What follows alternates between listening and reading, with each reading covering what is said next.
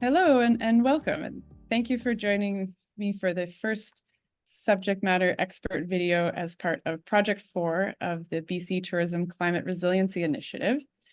Our topic for today is climate resilience and disaster preparedness. And joining me is Jonathan Reimer. Before we dive into our conversation, Jonathan, would you mind sharing a brief introduction to who you are and your experience? Sure, Katie, and I'm glad to be here. Thank you for the invite. My name is Jonathan Reimer. I am a wildfire and emergency manager. I've been in this work 17, 18 years now. Came through BC Wildfire Service as an incident commander and worked with the National Incident Management Team with Parks Canada, and then spent some time with what's now called the Ministry of Emergency Management and Climate Readiness, as the director of the Provincial Emergency Coordination Center, which we kind of help coordinate all of the emergency response activities across the province of BC. And now I spend most of my time with Capital Regional District as an emergency manager. And I've also kind of started my own side initiative called Emergent Risk Management, just in response to what we saw from the year in 2023. We saw some really extreme impacts in this province, and we're trying to develop some innovative solutions to those the events that we're seeing more and more each year. Fantastic. I'd love to talk more about how you would describe the role of community destination organizations within the broader provincial system of emergency management. In BC, we use an all-of-society model for emergency response, which is a fancy word that means that we all have a bit of a shared responsibility to understand the hazards that we face and to prepare for them ourselves to some reasonable extent. And that doesn't mean that government is trying to shirk all responsibility here. It's more of a practical understanding that, hey, police and fire departments and emergency operations center and all these folks have a lot on their plate during an emergency. And that the more that we are prepared as individuals, as neighborhoods, as community development or community management organizations, the far better outcomes that we're going to have.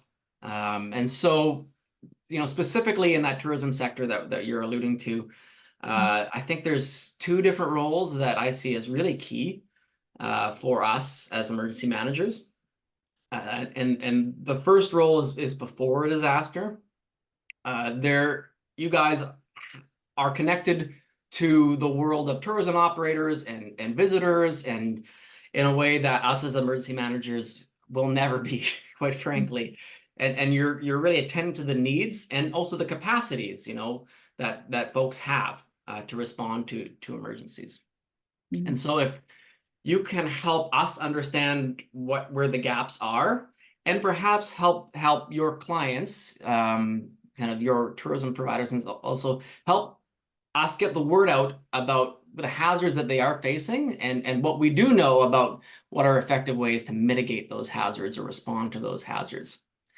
We're often trying to reach out, to say people who are traveling by road. We're reaching out to our First Nations. We're reaching out to unhoused folks, to schools and businesses.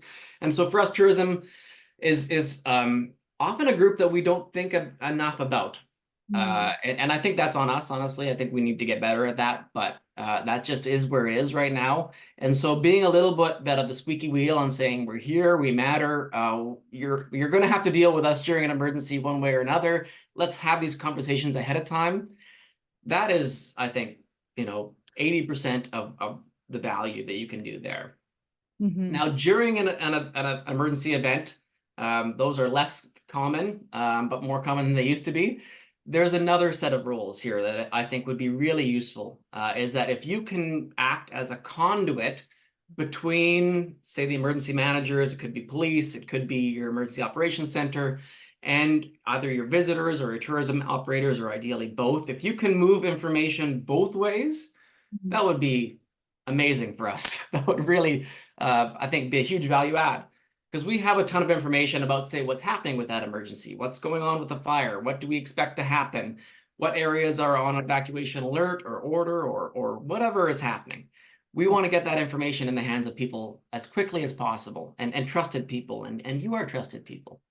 And then vice versa, we don't know what we don't know during an emergency. So if we don't know that there's a lot of visitors in the specific area and they don't have a way to get out, they either lack transport or there's some other vulnerability that we don't understand, we would love it if that information could be provided to us proactively. And obviously, to make that happen, we're going to have some sort of relationship that hopefully we're building up beforehand. So those are the two kind of groups of responsibilities and roles that I would love to see your organizations play. Yeah, thank you for that. I think you're absolutely right that the relationship and the exchange of information can only be strengthened, and we all have a role to play. And I'm curious about what you found most effective when collaborating with destination and community organizations around disaster preparedness, and perhaps what would you like to see done differently as well? Honestly, for me, the biggest thing is knowing that they're there and establishing that relationship. And oftentimes that's not done in my personal experience. So we both have a lot going on in our world.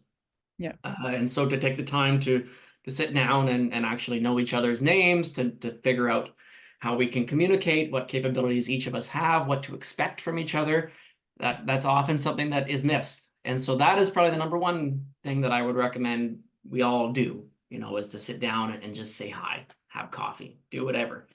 One way I think that would be easy for us, because you might find, especially in the next year or two, emergency management organizations are going to be fairly overwhelmed, is that we just got some new legislation in, we have new responsibilities, we're all feeling a little bit stressed.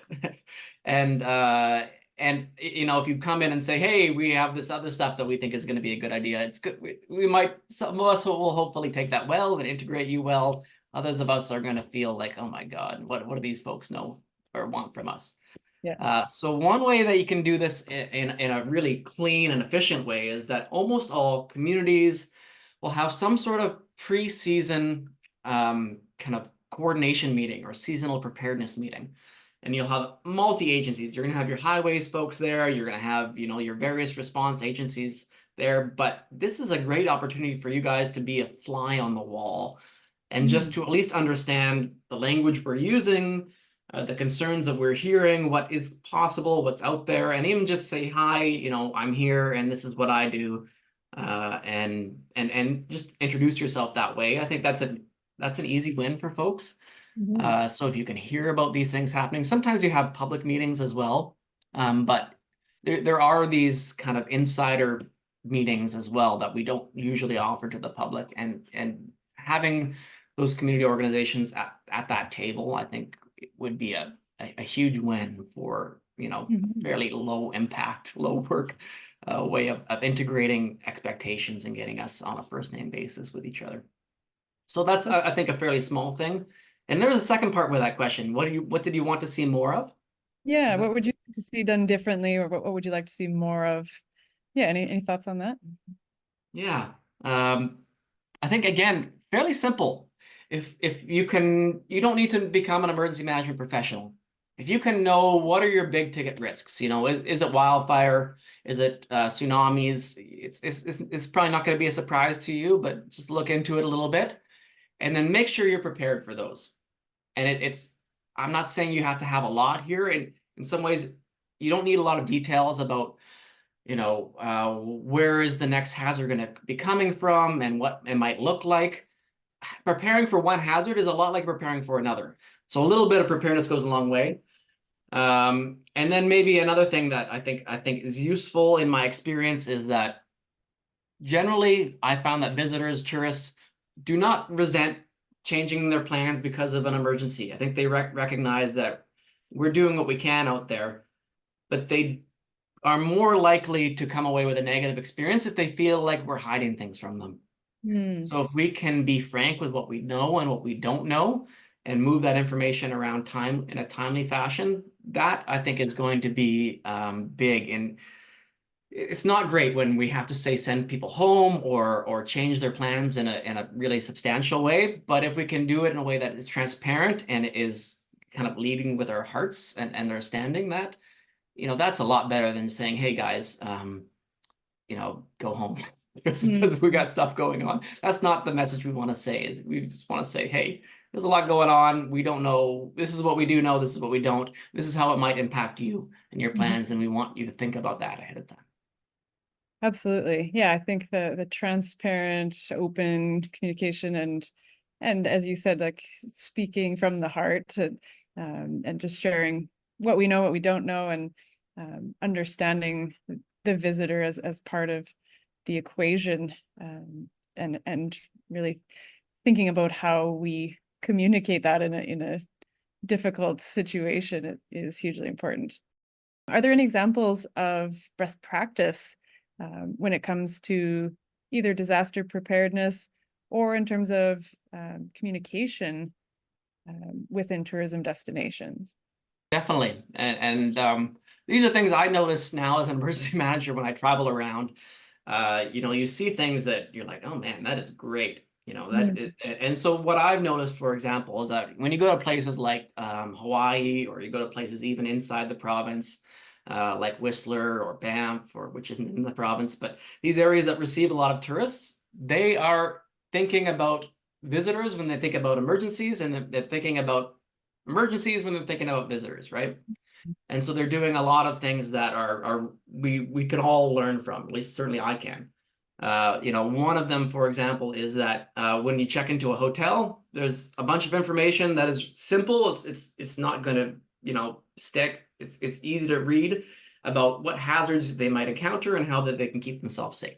And relatedly, there's just signage in the community on the roads that is really easy to understand about safe zones or escape routes or rip tides, fire bans. All of these things are out there. They're obvious. They're not going to be a surprise to folks.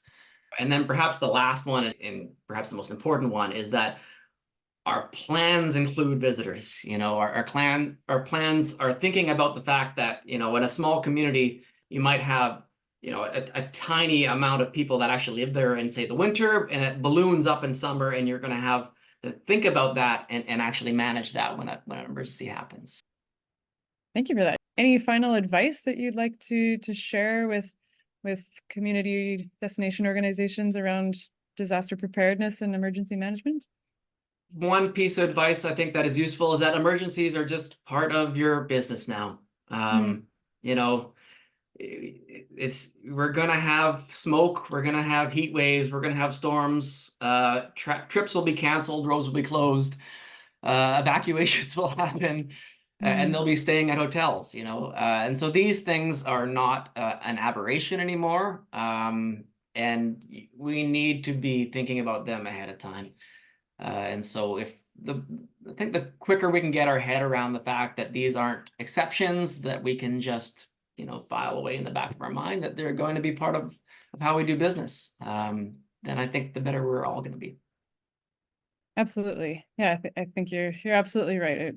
These emergencies and disasters are not going to stop happening, and so need to get ahead of this. And so really appreciate your expertise and helping us to see from the perspective of an emergency manager, what role can we play as community or destination organizations, and how can we best support and strengthen that relationship. So thank you very much, Jonathan, for your time today.